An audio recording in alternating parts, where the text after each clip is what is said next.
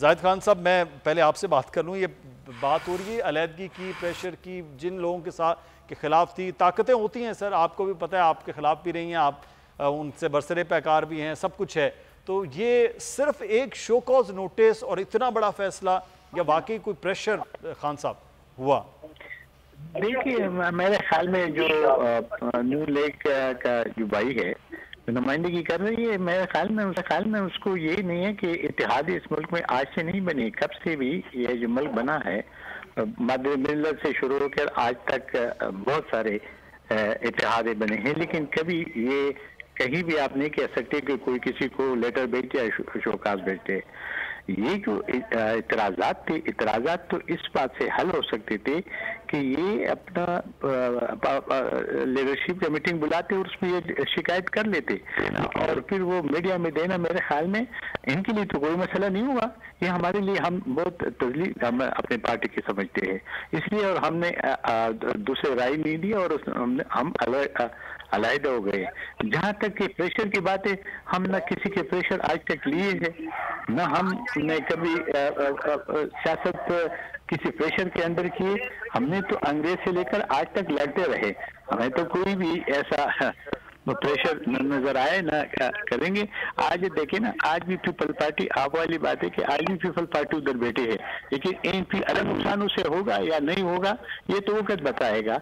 लेकिन हमने जो फैसले किया है वो हम अपने नजर में, अपने सोच में, क्योंकि हम एक अलग पार्टी है, हमारे अपना मंशूर है, हमारे अपने नजरियात है। हम तो पीडीएम तो एक इतिहाद है ना, उसमें तो कोई ऐसे रूल आईन नहीं बनाता कि कौन क्या खिलाफ वर्जी करेगा नहीं करेगा, और उसको करेगा तो ये इख्तियार किसने किसको दिया है कि ये इख्तियार इन्हीं के पास होगा कि जो भी पार्टी फर्ज करो कि इनको इतराज होगा और उसको लेटर लिखेगा या शोकास नोटिस भेजेगा। ये कभी भी नहीं हुआ है इत्तेहादों में, ये पहले बार पाकिस्तान तारीख में ऐसे वाकया हुआ है और जिस पे हमने अपना रास्ता अलग किया है। हमें किसी से न कुछ लेने के कभी लिया है, न किसी से न कभी दिया है। हमने हमेशा के लिए कुर्बानी दी, जमहूरियत के लिए, पाकिस्तान के आइन के लिए भाइयाँ भी दी और आज भी हम पे, और हम किसी पे तो इल्जाम नहीं लगा रहे। हाँ, अल्लाह करे अगर ये कहते हैं कि जब कामयाब हो सकते तो हमारे दुआएं हैं। लेकिन जाहिद साहब वो कह रहे हैं कि कहते हैं ना कि मौज है दरिया में, बैरूने दरिया कुछ नहीं। तो जब मौज सारी जमातों की, अपोजिशन की एक तरफ हो, आपकी जमात बिल्कुल अलग खड़ी हो अपोजिशन में, तो उसको फिर क्या नाम दिया जाए? नहीं, हम अपोजिशन में अलग खड़ी नहीं है। तो देखिए, अब हर एक पार्टी एक तारीख कोई कभी भी कोई ऐसे इतिहादी नहीं रही है जी। देखिए, ये इलेक्शन अलायंस नहीं था, ये चंद मौकात पे था। अब इलेक्शन या जो भी बात होगी, हर एक पार्टी अपने प्लेटफॉर्म से भी करते रहते हैं। हमने आज तक अपने प्लेटफॉर्म से भी महंगाई के खिलाफ भी किया है, हमने जो तारीफ किएंगे उसके खिलाफ भी किया है, हमने मैशत के खिलाफ भी किया है।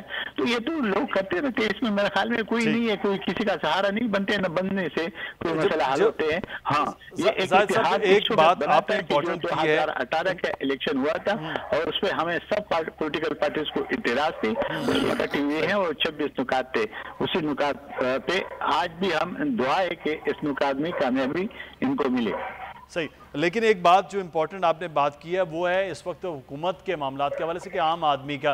तो अब ये बात की गई गुज़श्ता 2 रोज़ पहले शौकत बसरा साहब के किसी भी तरह का अब पीडीएम और इन बातों पर जो है वो बात हुकूमत की जानिब से ना हो, लेकिन बात ये हो कि हुकूमत क्या कर रही है। तो हुकूमत शौकत बसरा साहब क्या कर रही है, वो कहाँ है वो चीज़ कि 80 और 85 के रेट चीनी का कहा गया कि ये होगा, शुगर मिल्स ने माना नहीं है, मामलात वहीं रुक गए, कोर्ट के ऑर्डर्स आ गए और अवाम इंतज़ार कर रहे हैं कि वो 110 से नीचे आ जाए क्योंकि आगे रमज़ान मुबारक शुरू हो रहा है।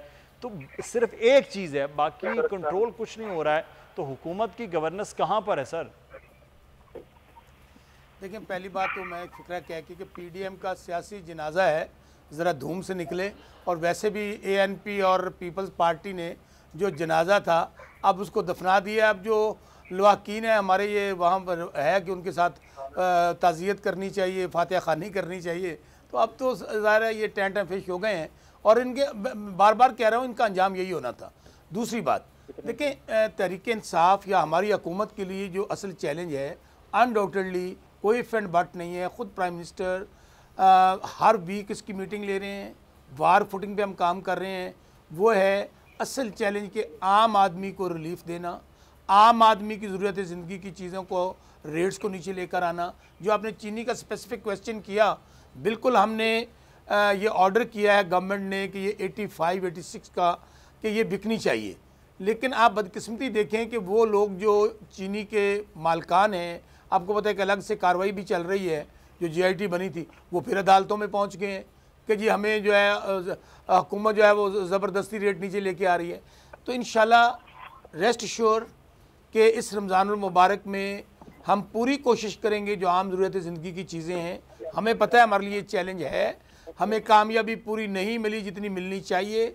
वो जो आटा हो, चीनी हो, घी हो, दाल हो, कोई भी चीज़ हो, इनकी रेट्स हमने नीचे लेकर आने हैं।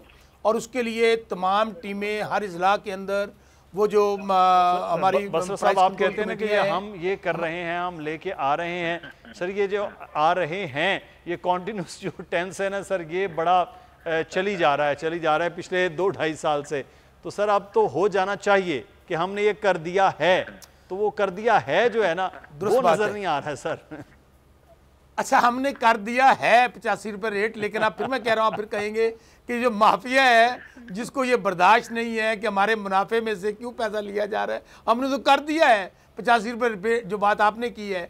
अब उस पर इम्प्लीमेंटेशन का मामला और हम वो हुकूमत का मैंडेट है, हमें करवाना है। ये हमारी गवर्नेंस का हमारे लिए चैलेंज है और इंशाल्लाह इसको करवाएंगे। अच्छा मुदस्सर, दूसरी बात मेरी गुजारिश सुनिएगा। एक बात तो मुदस्सर आप भी, क्या ये जो महंगाई है, आप थोड़ा सा हम इसको फेयर एनालिसिस करते हैं। एक हुकूमत जाती है, मुझे अभी तक याद है मियाँ साहब वापस आए ना 2013 में, उन्होंने कहा मुझे हुकूमत मिल गई, जलसों से पहले की बात है, तो मैं 99 वाले रेट्स वापस लेकर आऊँगा, याद है आपको? अच्छा क्या ये जो रेट यहाँ तक पहुँचे हैं ये रातों रात पहुँच गए हैं? 70 साल एक हर आने वाली हुकूमत में आम ज़िंदगी की चीज़ें बढ़ती हैं और मैं समझता हूँ ये बदकिस्मती है, ये बदकिस्मती है हमारी कि आम आदमी उससे मुतासर होता है। तो इंशाल्लाह उसके लिए हम लगे हुए हैं। ग्रेजुअली आप बिल्कुल सही कह रहे हैं, सब ग्रेजुअली बढ़ती हैं।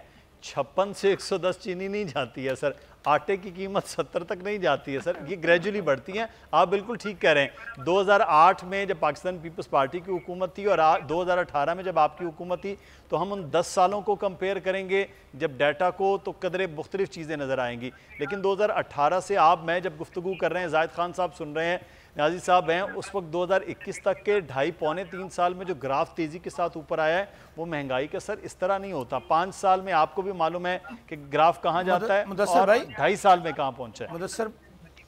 मुदस्सर भाई वो तो मैं पहले ही इफ एंड बट लगाए बगैर, अगर मगर लेकर लगाए बगैर तस्लीम कर चुका हूँ।